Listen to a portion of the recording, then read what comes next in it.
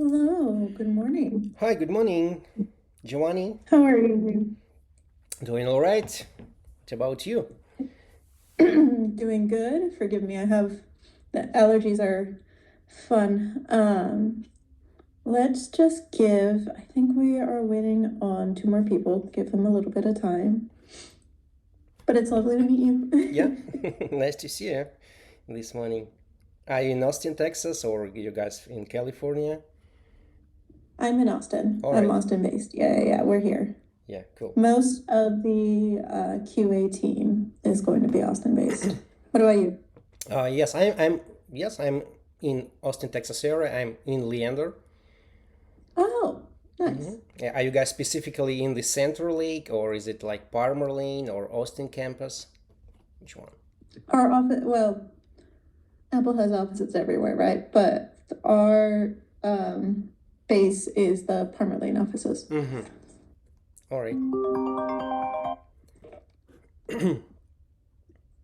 Hello, good morning. Good morning. Hi, Samhita. Hey, Hi, y'all. hey, good morning. How are you today, Yuri? Doing all right. How about you guys? We're doing well. Yeah.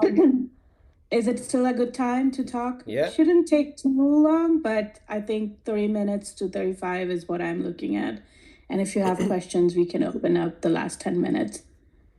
All right. Samhita, is Ash going to be joining us or no? No, just you and me. So we'll have Giovanna kick it off for us, and then I'll jump in as we go. So go ahead, Giovanna. Yeah. Well, Yuri, it's lovely to meet you.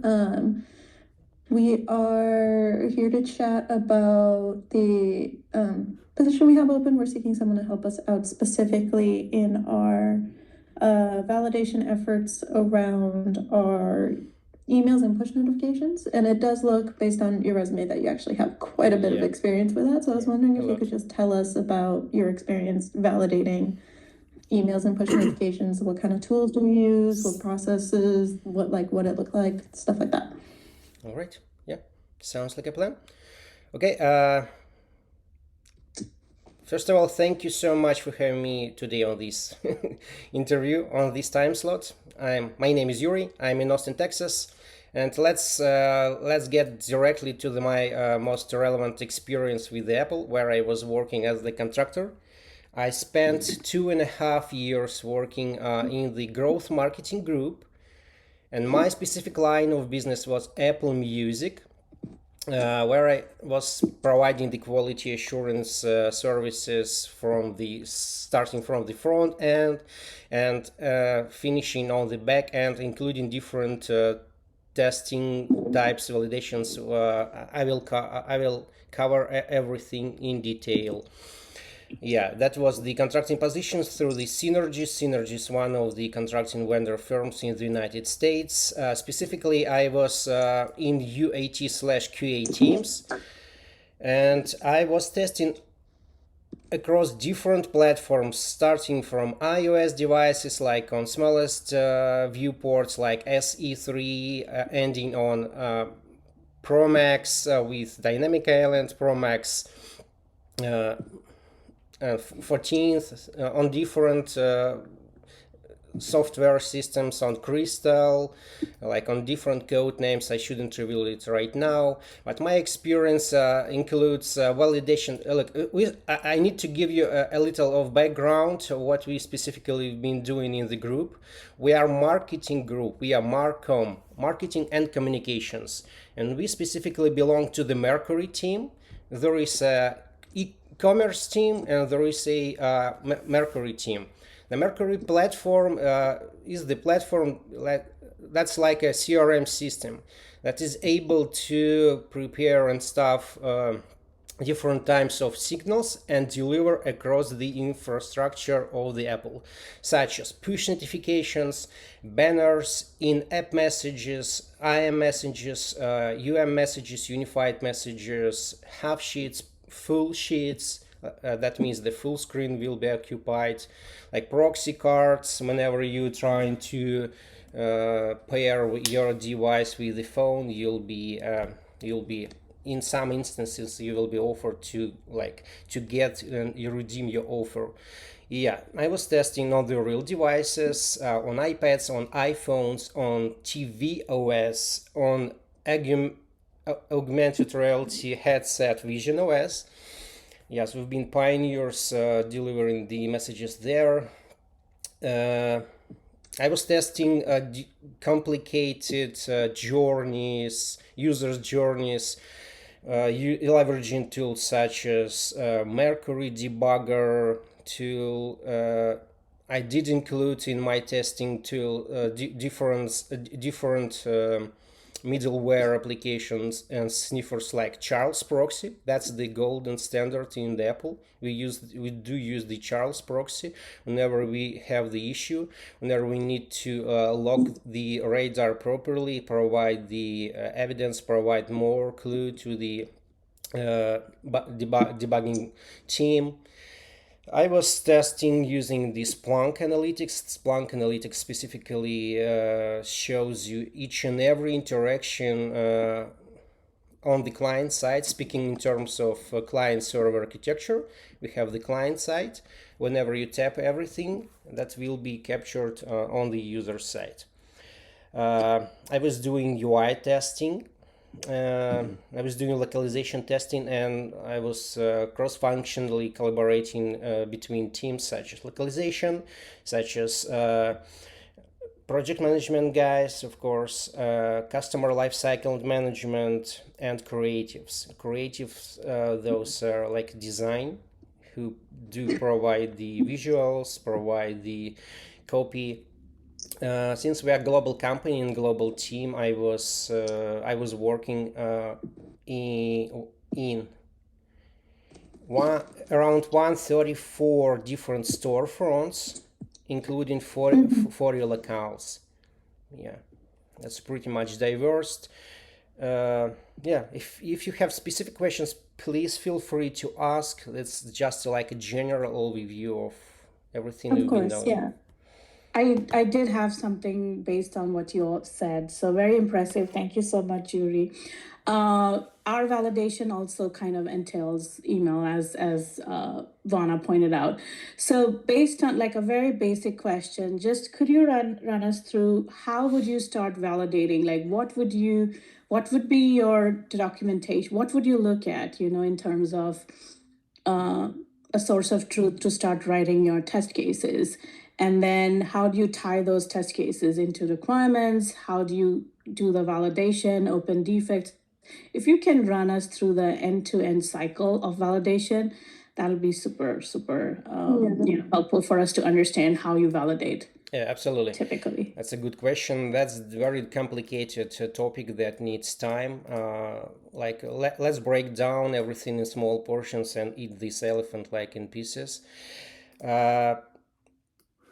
We can start with the test process. There's a standard like test process. We usually start with the test design, test analysis. If we gather the business requirements document, we really do start with analyzing and learning from the documentation, from the deliverables.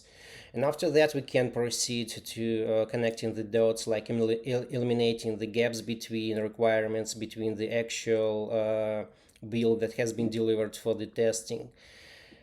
After that, yeah, we should proceed to creating the test plan. The test plan may can be broken down in different fields, in different test type activities, like end-to-end testing, functional testing, UI testing, let's say the signal testing, uh, testing all the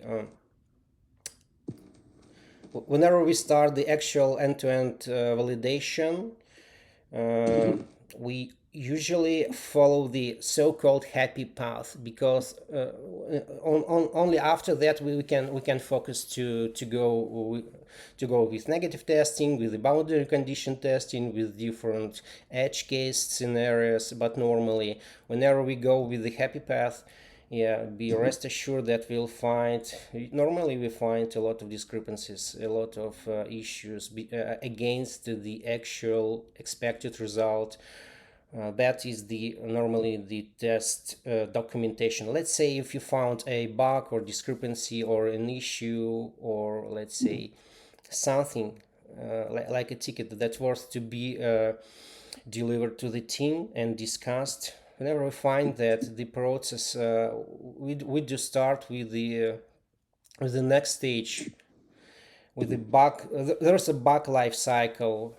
Usually, that issue should be the rule of thumb. That issue must be reproduced, because the time of the team is the most valuable asset. We need to make sure that issue is reproducible, and after that we are ready to file and to log that issue. We must provide different artifacts such as Charles logs, sysdiagnose. We can provide HAR, like HAR, which is web browser archive log site. We need to provide the steps to produce short, concise, and understandable title, because the title in the bug, that's very important. That's the first and probably the last thing that developers can read. It should be catchy, understandable, concise, and make sense. And after that, yeah. Depending on the let's say, depending on the component, let's say we have different components, different sections of our project. Whenever we select the appropriate component in the radar, the assignee might be automatically assigned. We need to provide, we also need to provide, sorry, the factors of severity, of priority. That's most crucial thing. We have the manual, we have the guideline how to establish, how to figure it out, whether the issue worth to be P0 or P1. Whenever it is already has been delivered to production, the issue is in production, that's definitely P0 or P1. That impact is crucial on end users. Yeah, after the issue has been locked in the radar, we normally do communicate that issue through the Slack or whatever you use in your team, like Microsoft Teams, doesn't matter. You can create an email thread, provide additional background details. You gather your team together. You come up with a plan of how you're going to to resolve the issue. That's just an average scenario of probable bug. Can I ask a follow-up question on that? You described the end-to-end process really well about looking at the data, coming up with a validation plan based on what you see, trying to fill any gaps. How much of that process did you do yourself, and how much of that process was kind of completed for you as far as analyzing that data? How much of it was done via a team of people with validators, or Normally that varies based on the culture of the team, that varies based on the project. Specifically, if we're talking about my experience with Apple, yes, that was around 70%. The test design, the static testing. Look, there is a static testing, there is a dynamic testing. Dynamic testing, whenever you actually interacting with the application, you click to test or do automation. Whereas the static testing is the test analysis, is the code review of the requirements. So look, I have been a gatekeeper of the quality. everybody in the team being the gatekeepers of the quality, because that's kind of boring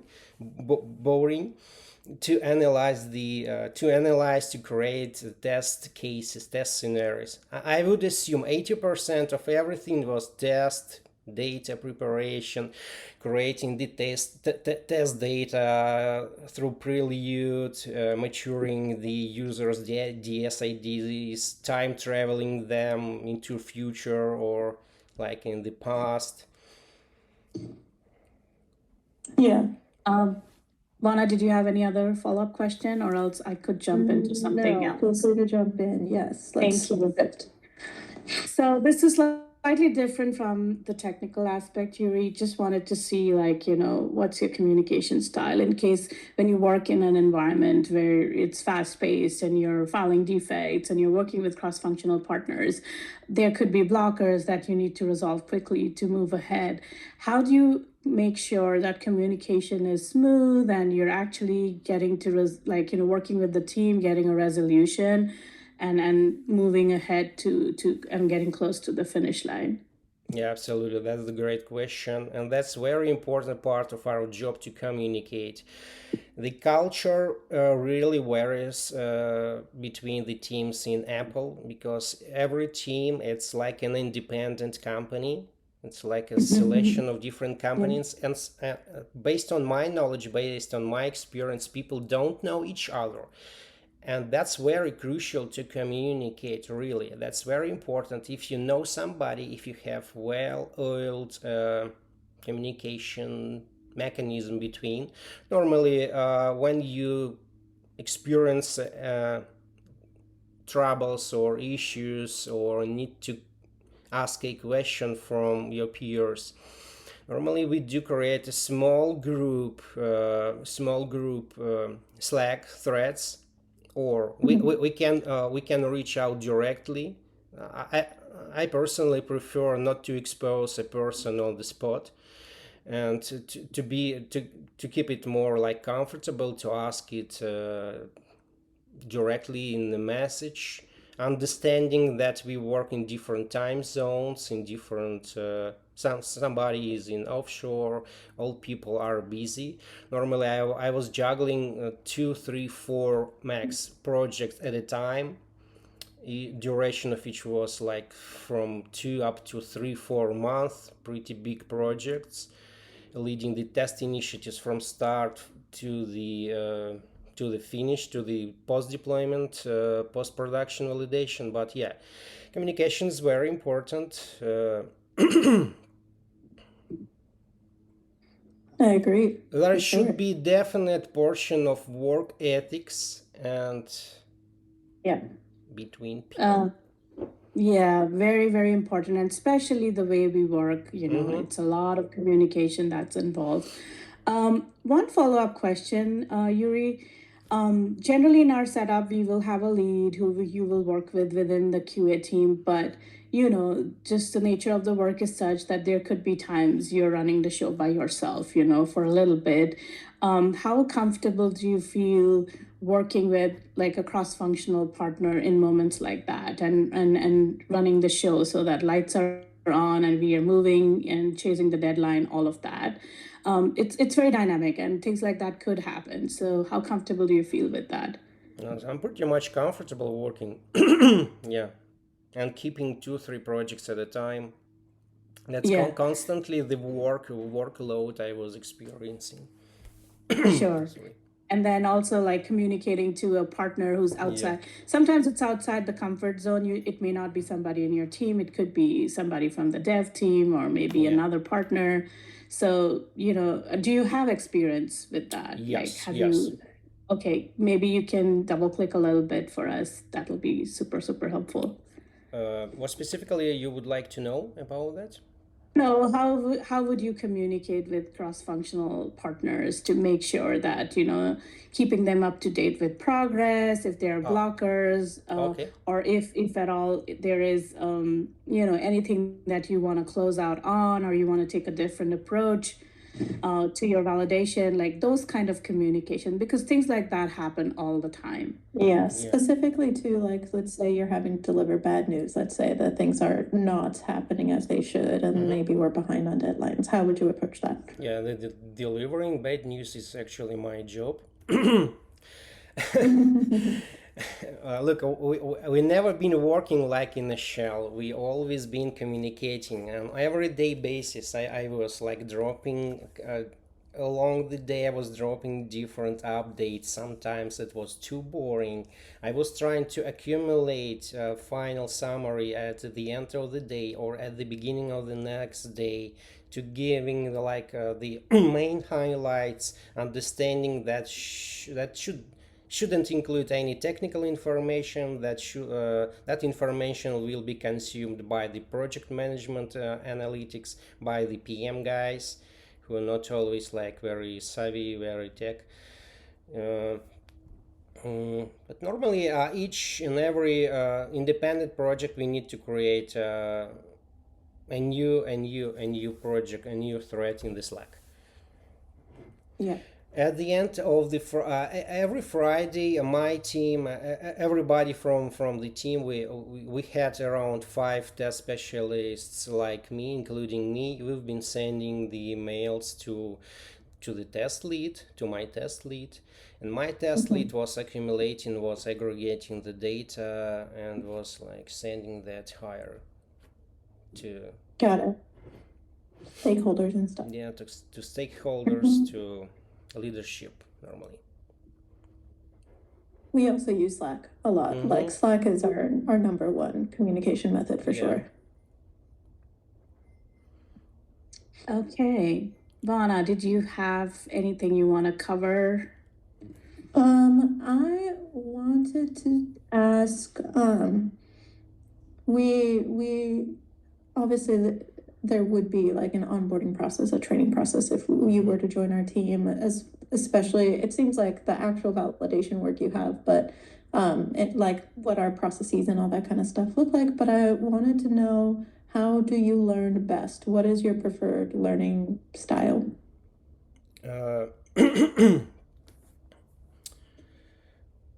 That's a great question. There is a pyramid of learning. Like my education, I'm pedagogics, right? There is a pyramid of learning. The pyramid of learning. I'm trying to translate it in English. Like knowledge, skills, abilities. Like knowledge, skills, abilities. First of all, you obtain some knowledge anywhere from the world, like from resources, from Confluence. If you have Confluence, if you don't have, you can search in Quip, you can search in Slack. Tons of information in Slack.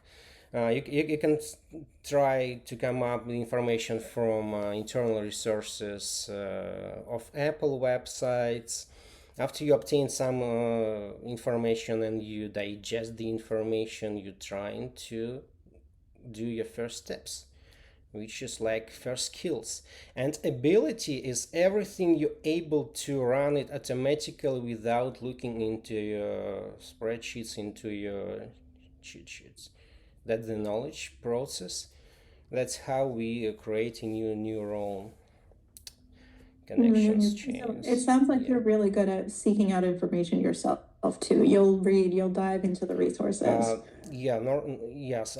Look, I was creating a test documentation. I was creating documents that were helping newcomers, newbies, new team members, and not only for myself, but for future myself. I always create like manuals, documents, how to run that test, how to run that, how to test on TV OS device, because it's like gray zone. Also, I just wanted to kind of like, give you a quick snapshot on how we work here.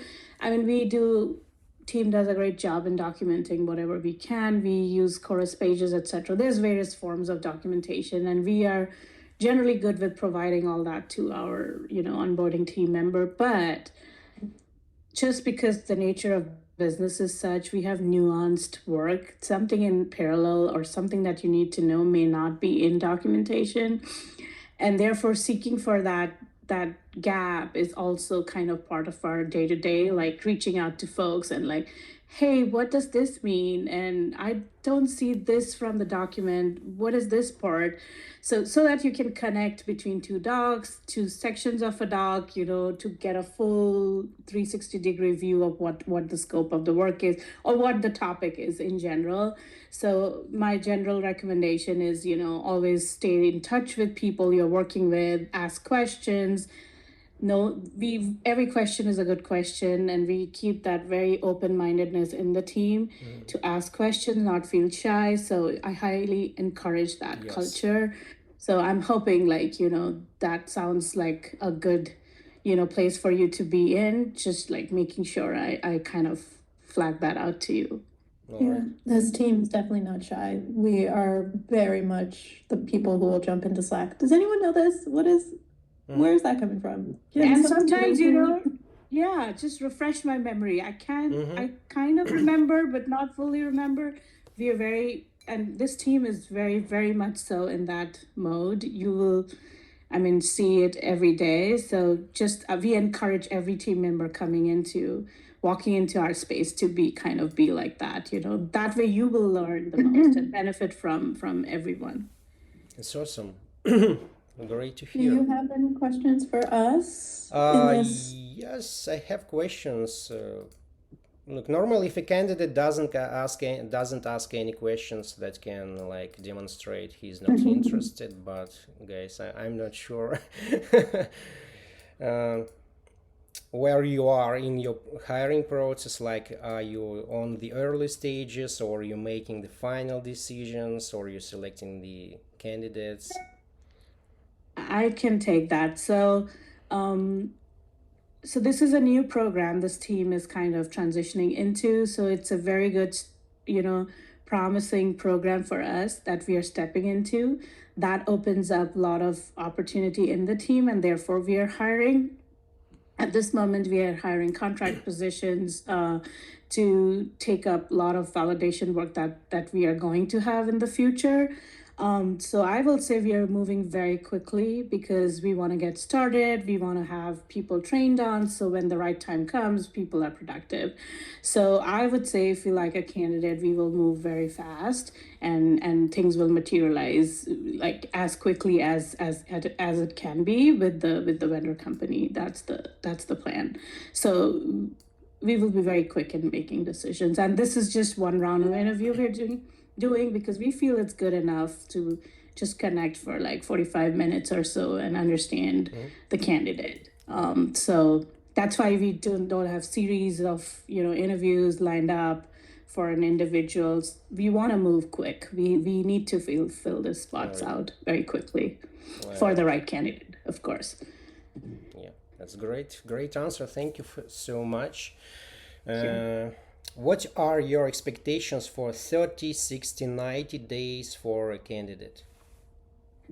Vana, do you want to chime in because you'll be working so closely, with the team? I would be the one you'd primarily be working with.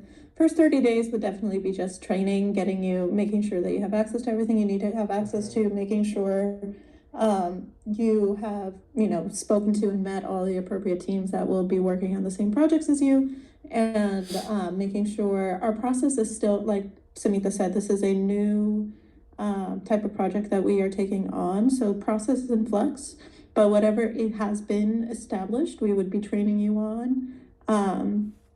The 60 days after that, we imagine would probably be potentially doing some practice projects or stepping into and starting the preparation of real projects coming down the line, because there will be active work happening at any given time. There will also be the potential of supporting like smaller side projects as well. So we would get you in that process onboarded in any of those kind of degrees, between the push and the email and anything related to that, like footnotes on any landing pages, things of that nature. And then by 90 days, we would certainly expect you to kind of be fairly cemented in the team, in the role, helping develop processes, helping improve our processes, and testing, let's say, scope, right? I don't like making sure that we are being as comprehensive as possible, pointing out any gaps that we haven't already identified and helping fill those. All right. Thank you so much. Appreciate your answer. I don't want to be boring. My last No, question. all good, all good, all good. Yeah. And What? I would say, like, plus one to what Vana said, that's exactly how I envision 30, 60, 90.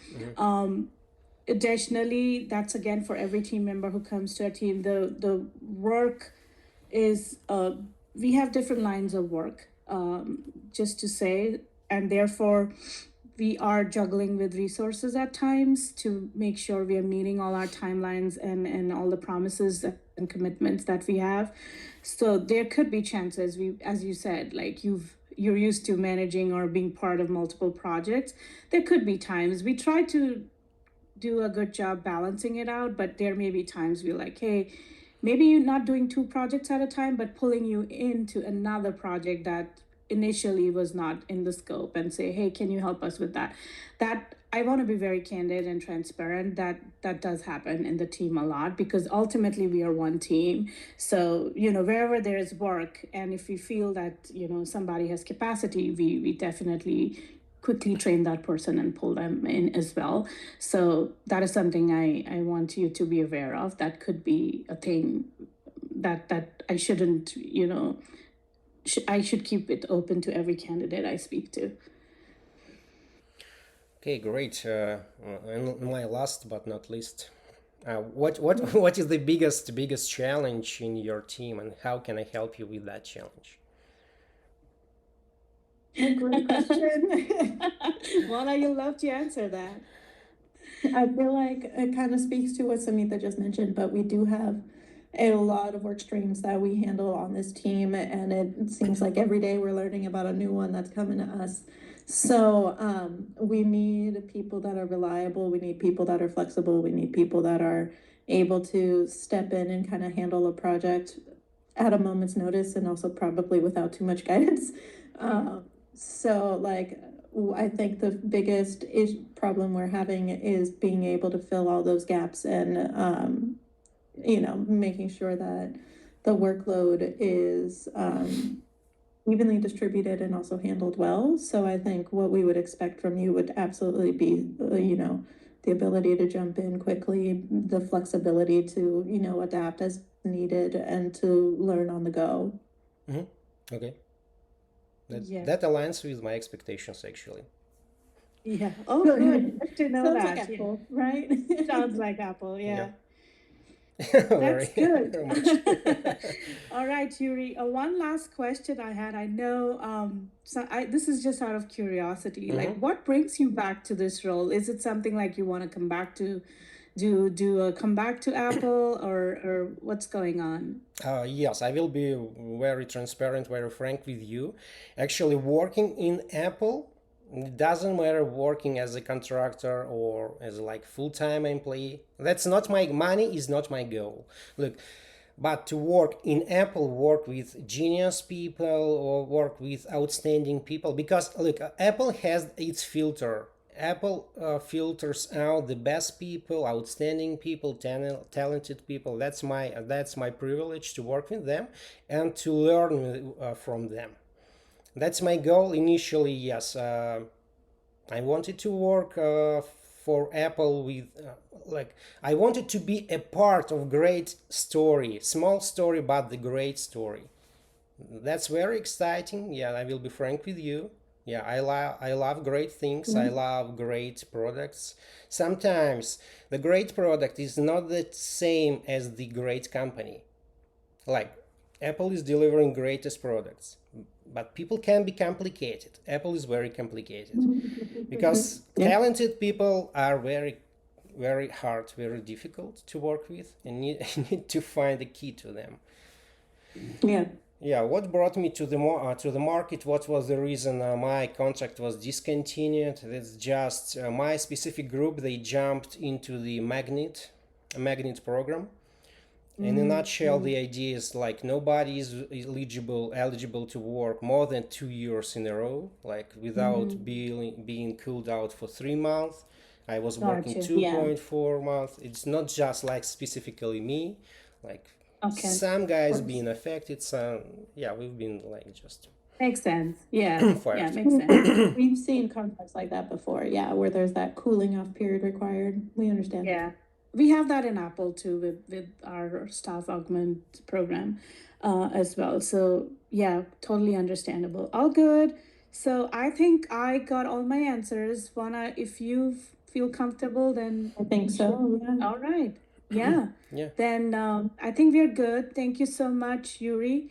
We'll stay in touch with your company and we'll provide the feedback to them, and then they will connect back with Thank you so much. with the next steps. Yeah, the pleasure is mine. Have a great Thank day. All you. right. Thank you so Have a much. good Have a one. good day. Bye-bye. Bye.